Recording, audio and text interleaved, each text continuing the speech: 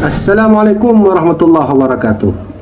Sahabat TW Channel, sudah lama kita tidak buat video, sudah lama juga kita tidak buat edukasi di TW Channel. Kali ini insyaallah kita akan membahas pembahasan yang selanjutnya di TW Channel. Tentunya tidak jauh daripada pembahasan terkait tentang raja-raja kita, Sultan-Sultan Aceh Darussalam, hal keadaan yang terjadi di masa itu ataupun ilmu edukasi yang ada di masa itu. Teman sekalian, sahabat TW Channel, kali ini kami ingin membuat satu video, yaitu video kita hari ini itu temanya adalah curhatan dari Sultanah Saifuddin binti Sultan Iskandar Muda kepada salah seorang ulama kita, yaitu Syekh Abdul Rauf As-Singkili ataupun Syekh Kuala.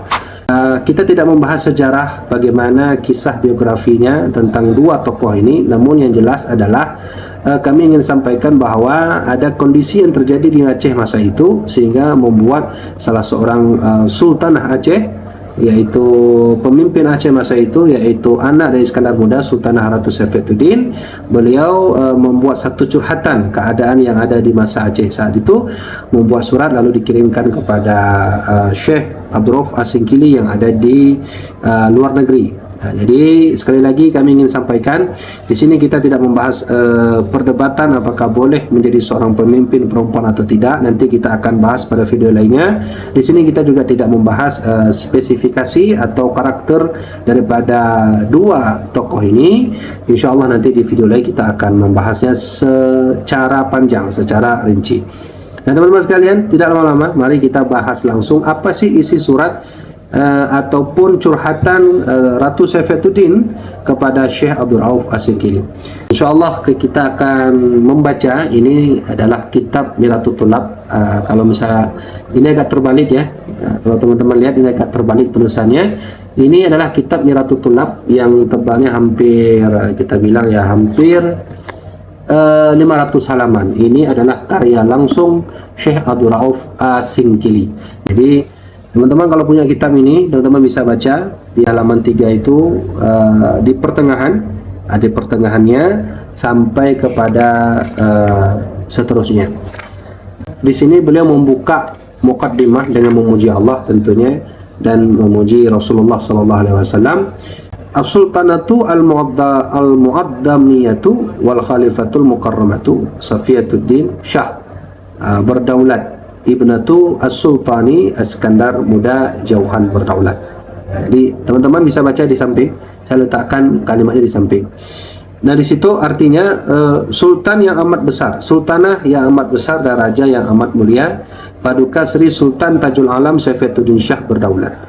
Zallahu fil alam anak Paduka Sri Sultan Raja Iskandar Muda Jauhan berdaulat. Adamallahu daulataha fi hadratin wa rafa'a darajataha fid dunya wal akhirah. Jadi kata beliau, dikekalkan Allah Subhanahu wa taala juga kiranya akan daulat hadrah yang maha mulia, yang amat kuasa, dan ditinggikannya juga kiranya akan martabat hadrah yang maha mulia dalam dunia dan akhirat. Jadi beliau berdoa kepada Allah untuk menyelamatkan keselamatan, kesejahteraan kepada anak Iskandar Muda, yaitu Sultanah Ratu Saifuddin. Kemudian beliau menulis lagi, wa nasaraha ala a'da'iha adh-dhahirah wal batinah wa sarafa anha syarra kulli al-hasidi wal hasidati ila khairi ma la yamlikuhu muhdaratan fi halil wal atiyah. Jadi kata beliau, dan ditolonginya juga kiranya akan hadrat yang maha mulia atas segala seturunnya yang zahir yang batin, dan dipalingkannya juga kiranya dari hadrat yang maha mulia kejahatan segala mereka yang dengki akan dia daripada laki-laki dan perempuan kepada kebajikan yang sekarang dan lagi akan datang, yang tiada tiap dapat memilahkan dia lain daripadanya. Jadi ini doa beliau juga kepada Ratu Saifuddin agar Ratu Saifuddin itu terhindar daripada kejahatan, ya, kekhilafian yang mengakibatkan pertengkaran, pertumpahan darah, ya teman-teman sekalian. Nah, jadi ini ada alasan kenapa Syekh Abdul Rauf As-Singkili menulis seperti ini dalam kitab beliau. Beliau berdoa karena memang saat itu terjadi kasus, ya teman-teman sekalian, kasus terkait mengapa harus seorang perempuan yang harus menjadi seorang pemimpin. Nanti kita akan bahas itu. Kita akan bahas khusus tentang itu.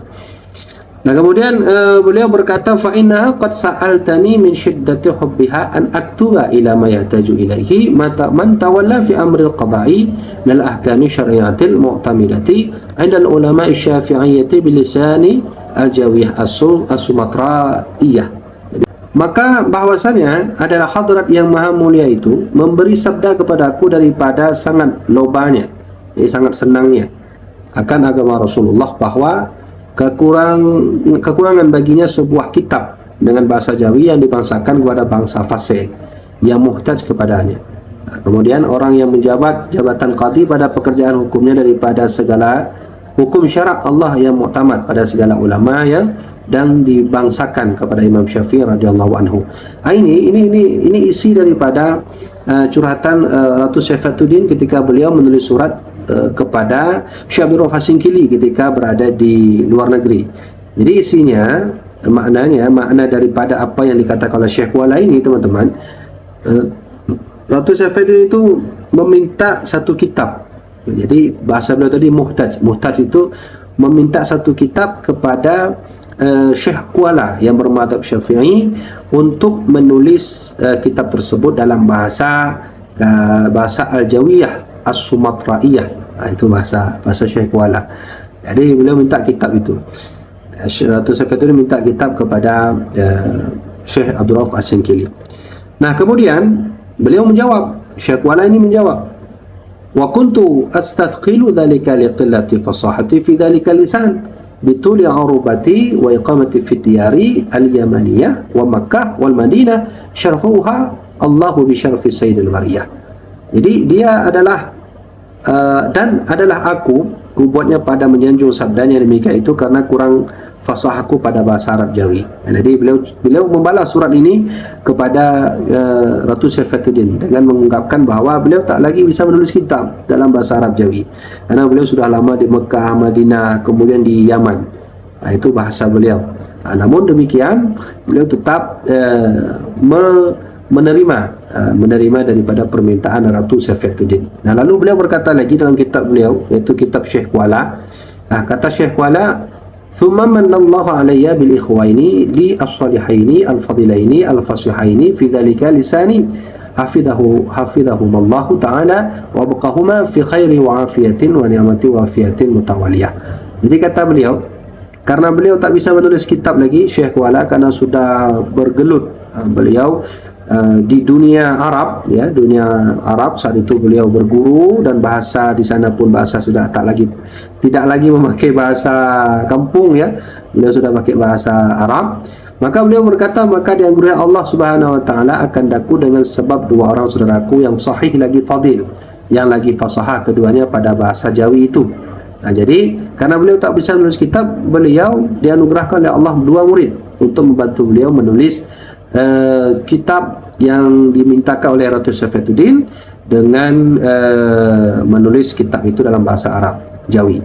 Jadi kitab ini, kitab Miratul Tulab ini, karena Miratul Tulab yang beliau tulis ini, itu sesungguhnya yang menulis dalam bahasa Arab Jawi adalah dua murid beliau. Tapi kami baca dalam kitab tersebut tidak tertulis siapakah dua orang murid tersebut yang telah membantu menulis kitab Syekh Abdul Rauf As-Singkili.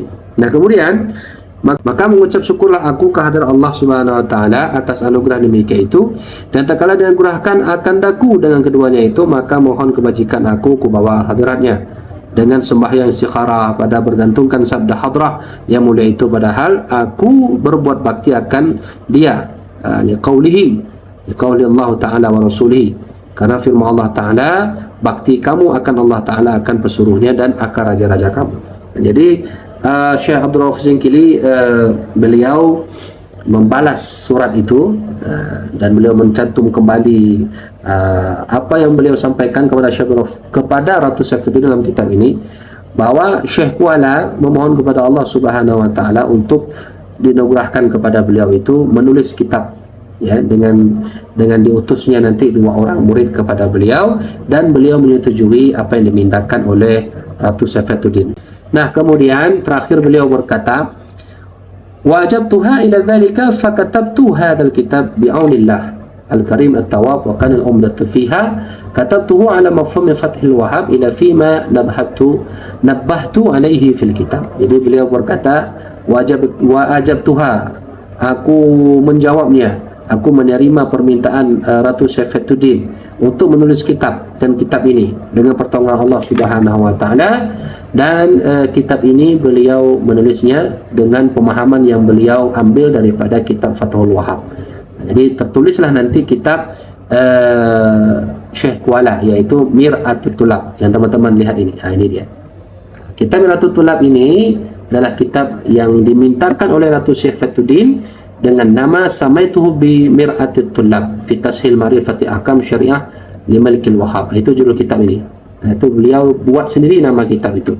Namanya adalah Mir'atut Tulab fi Tashil Ma'rifati Ahkam Syariah li Malikil Wahhab. Nah, jadi teman-teman sekalian, sahabat THW channel yang rahmatillah Allah Subhanahu wa taala.